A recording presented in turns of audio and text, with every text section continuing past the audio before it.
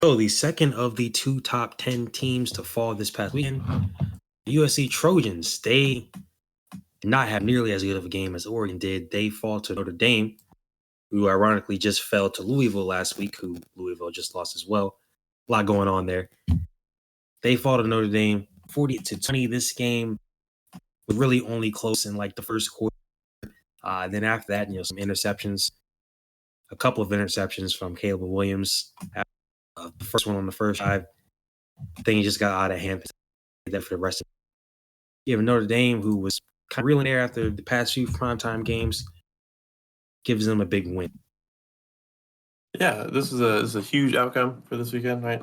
This is going to be a big game, but Notre Dame kind of kept faltering a little bit. We actually even said last week we would have covered this one as a prediction, but Notre Dame, a little slide kind of made us think that we would just leave it alone and let USC probably handle its business. But instead, Notre Dame came out and handled business. So looking at it on paper, Sam Hartman goes 13 for 20, 126 yards, 2 touchdowns, no picks. Very safe, smooth game for him, right? I mean, 13 for 20 isn't the most amazing thing, 126 yards, but he does exactly what he needs to do, keeps his team in, and through many other ways, they end up taking this one in a major way. Part of that way is Audric Estime having a really big game, 95 yards on the ground with 2 touchdowns. He's been really good, continues that streak this season. Chris Tyree leads Notre Dame in receiving with 62 yards on just 2 receptions, one of them being his 46-yard touchdown reception. And then Jabran Payne scores the other touchdown, doing just what he needs to do, 1 reception, 4 yards, touchdown. It's handling business for them. Javante Jean-Baptiste and then Xavier Watts recover Oregon fumbles. Watts returns his for a touchdown and continues his massive day by adding 2 interceptions on top of the fumble recovery touchdown. So huge day for Xavier Watts. Got the best of the USC offense for sure. Benjamin Morrison also picked off Caleb Williams, and then Jadarian Prince had a 99-yard kick return touchdown. Just everything lining up, all 3 facets of the game firing for Notre Dame to put this 48-20 victory on the paper for them. USC, not so great of a day. Caleb Williams goes 23 for 37, 199 yards. Not bad until 1 touchdown, 3 interceptions. It's really bad for him. Had quite the rough game. The rushing game for them also not amazing. Marshawn Lloyd leads with 46 yards and a touchdown. Austin Jones was 27 yards. Right, that's all he had, was right behind him. 3 more carries than Lloyd, so a little bit of a weak game on the ground for them. Some of this game they couldn't really rely on the ground, but they turned out to not be able to rely on the air too much either. Michael Jackson, the third, led in the air with 56 yards. He did not get a touchdown, but Brendan Rice was the 1 touchdown scorer for USC. And then USC put on a clinic of turning the ball over. Mario Williams and Quentin Joyner both fumbled and lost them, adding to the 3 picks that Caleb Williams threw. Just a lot of turnovers for USC. We talked about in our video for Oregon and Washington that there wasn't a whole lot to look at and say, well, this went wrong, and this is why Oregon lost this game. That was just a rivalry shootout. This one, however, much different. You can look at many points where USC went wrong and threw this game away, and 5 of them come from the fumbles and the interceptions, especially when one of the fumbles ends up being a fumble recovery touchdown, which at that point, by the way, the fumble gets recovered for a touchdown and then becomes 48-20, and then they fumble again, and Notre Dame kind of lets the game go out at that point. So there are many moments in this that you can look at and say, this is where stuff got bad. Part of that also comes, you look at halftime, it's 24-3.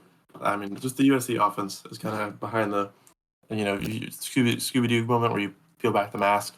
The USC offense is really wasn't able to get a lot going on this one. Kept giving the ball back to Notre Dame in good position, and it turned out to be a massive loss. I believe they have fallen to 18.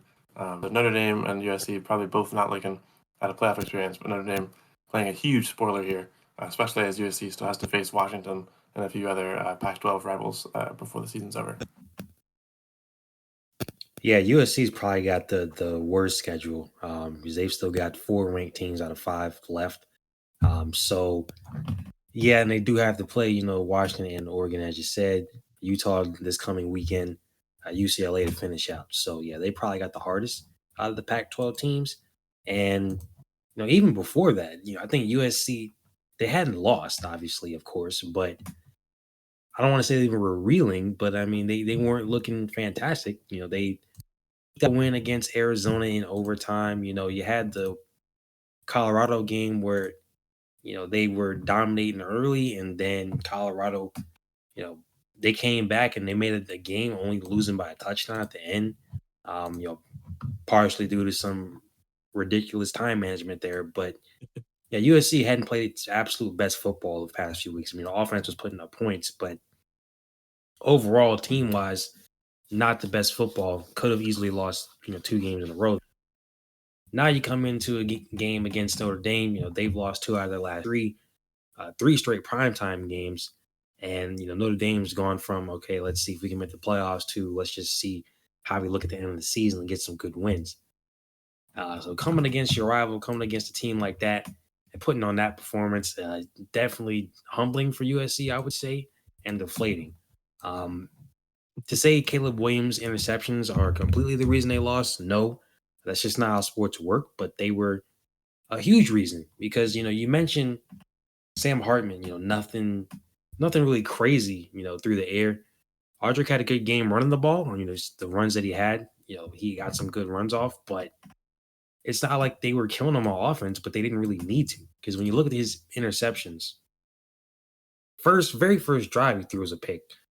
And then all they need was 12 yards to get a touchdown, just like that. All right. And then you get your second interception. All they needed was 2 yards. And then you get your third interception. This one, they actually had to go down the field decently, but they were able to get that done in just a few plays anyway. They needed 50 yards. So just like that, they're up 24-3. And then you combine that with the fact that their offense, when they weren't turning the ball over, you got 4 plays punt, 4 plays here, 4 plays there, just nothing. 3 plays here, 6 plays. You finally get a touchdown later on, but for the most part, the picks, you're turning the ball over and over. The fumble at the end really didn't matter anyway. I mean, like you said, it's put them up 48-20. Then they fumble again. It's like, who cares really? Even the kickoff return for a touchdown, that was a great play, but like it was really over at halftime. And once they came out at half and punted, and I was like, all right, even though they scored after that was pretty much it. I didn't really think that their offense was going to just magically wake up, even though USC fans might have wanted them to. It just wasn't going to happen at that point. I mean, you could have had Jerry Rice out there, and I'm not sure it really would have helped rather than his son. Like USC's offense overall just was not good. Turnovers beside that, their offense was just anemic all day, and it showed. And you said it, now that they dropped like crazy. Obviously they're below Notre Dame now, but they dropped almost all the way to 20 because they had been dropping in the past few weeks just because of those performances that I mentioned. Now, even though you only have 1 loss, you're going to have to beat Washington and probably Oregon too if you want to make the playoffs at this point.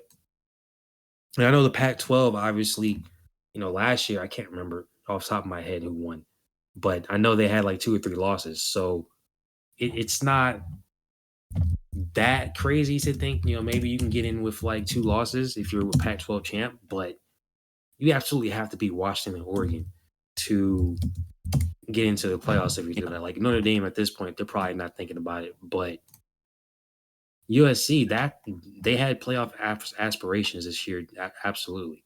And it wasn't until that Utah game, the second one, I should say, that those aspirations last year died. So they've got to cut out for them. Again, they play Utah this coming weekend.